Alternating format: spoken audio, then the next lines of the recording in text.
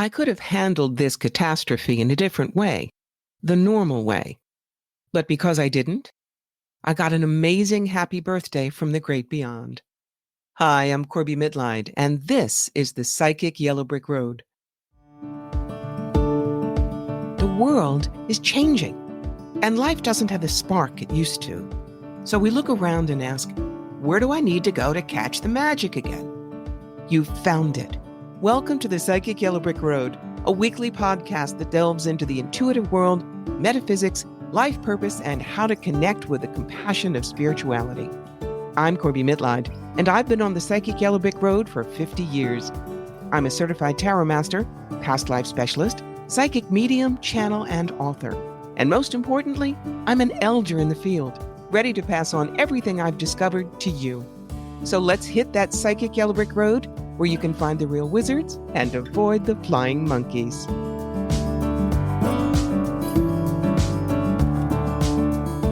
Miracles happen when we respond, not react.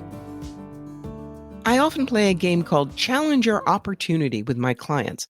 They'll come to me with a litany of things that have gone wrong. A relationship has gone sour, a job has been lost, a child is becoming impossible to talk to, money is just not coming in. I work with them to see the opportunities that come with the challenges. That usually turns their attitude around, and they invariably say to me, why couldn't I see that in the first place? The reason's simple. We make a habit of reacting rather than responding. Something happens to us and we immediately deal with the situation from the usual practice, from fight or flight mechanisms, or from fear. If we take a moment to merely observe and then ask ourselves questions about the situations we face, our response can be completely different from the knee-jerk reaction. And that can open us up to miracles unexpected.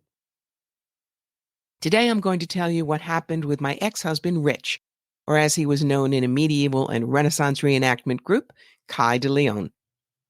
He and I were not tender blossoms on the vine when we met. Both of us had been married before. Both of us had gone through rather tough childhoods. And both of us had slightly skewed worldviews when we met in the Society for Creative Anachronism. His persona was Kai de Leon, a medieval French knight, a fine sword fighter who was good-humored, with a dry wit and a definite flair for dancing. Me? I was ready to out Anne Boleyn. My chosen period was Henry VIII's Tudor England, so I swanned around the tournaments and court events, decked out from the top of my French hood to my fur and velvet oversleeves, all the way down to my 3 petticoats and undergown padded farthingale. And I, too, loved to dance. We were friends for about 12 years, but then decided, well, we'd both been around the block so much we owned property, so why not get married? Wasn't being friends as good a reason as anything? And so we did. We married in New York City in 1991, but when he got itchy feet, he started talking about moving back to California. Not for me.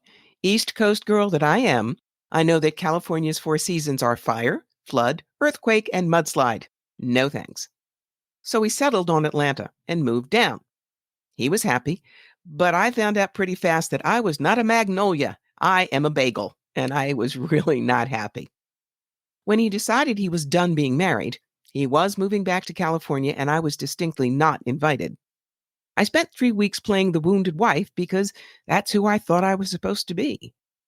When I stopped and asked myself what I truly wanted, it was to keep my friend. So I went from reaction to response, telling him that if that's what he wanted, I wouldn't stop him, but I wanted to keep my friendship with him no matter what happened. From that point on, the divorce was amicable, with everything done above board and honestly. We settled our financial dealings on a handshake. He was always prompt, and if he had some extra money, he'd send it along. After all, he was a computer genius, and at that point in my life, I was merely a legal secretary. He paid off the loan on our minivan that we'd gotten from my father, without being asked. This impressed my father, who had not been at all that impressed with him during the marriage. We did indeed stay friends. We always sent each other birthday cards. He was always Mr. Lion, and I was always Miss Kitty.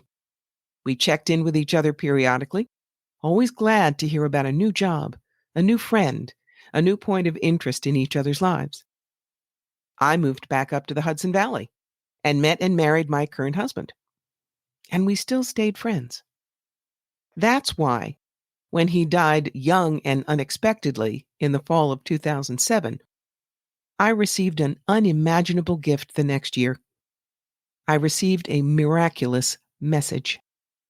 5 months after his death, a week before my birthday, I was lecturing at a spiritualist church in Rochester, New York. It was Rookie Day, when people who were just learning to give messages were allowed to deliver what they were getting. A woman stood up, clearly nervous, and said, "Reverend Corbie, may I come to you?" That's the formal greeting when a spiritualist has a message for someone. I nodded. She closed her eyes and said in a rush, "I'm getting a big man. He looks kind of like Santa Claus, but younger, and he's in a red t-shirt and shorts and sandals, and he has glasses, and he's holding a cat that looks like a Siamese, only it's long-haired, and he's making it wave at you, and he's blowing you kisses." By the end of her message, she was in tears, clearly believing we'd all find her and her message nuts. But not me. I laughed, and I nodded. That was most definitely Rich. The heavy build, the style of his hair and beard, the red t-shirt that I had given him, the shorts and sandals that were his everyday California uniform. The cat in his arms was our Himalayan boy, Kaiser Wilhelm, who was our first pet together. And the blowing of kisses was clearly his sending me happy birthday wishes from the great beyond. If I had stayed with a game of Wounded Wife, we would have long ago lost contact with each other. But because I knew to change my belief, I received that sweet miracle of a happy birthday from heaven on a long ago March afternoon. Trust me, when you change your mindset by questioning your normal attitude, when you ask and learn to respond rather than react, your world will absolutely change. You will make so much room for miracles in your life that your heart will expand in order to hold them all. I've been guiding friends and clients since 1973. I love showing you opportunities and how to grab them, where the tough stuff is and how to get through it, and handing you your toolbox through tarot and oracle cards, past life exploration, spirit guides and angelic conferences, and mediumship. My website, CorbieMitleid.com, is full of articles, blogs, where to find me for live appearances, and where to listen to me as I guest on other podcasts. There's a full menu of readings, from short burning questions all the way up to the jewel in the crown, my soul plan readings, which are based on the work I did with Robert Schwartz. Whether it's general questions about your life in practical terms, romance readings, business consultations, discovering your sentence of passion, or digging into that single challenge that has run through your life, you can find the appointment that's right for you. You know, your opinion matters a lot. So if you enjoy this, take a few minutes to leave a review. Word of mouth is key with podcasts, so share it with others. And if you really want to help make the magic happen, go find me at patreon.com. There's a tier called I Believe in You. And for just a couple of dollars a month, you can be an official roadie and help all the things I do. The podcast, the books, the classes, the videos, keep on coming. This has been Corbie Mitleid. And until next time, keep those ruby slippers polished, and I'll meet you on the psychic yellow brick road.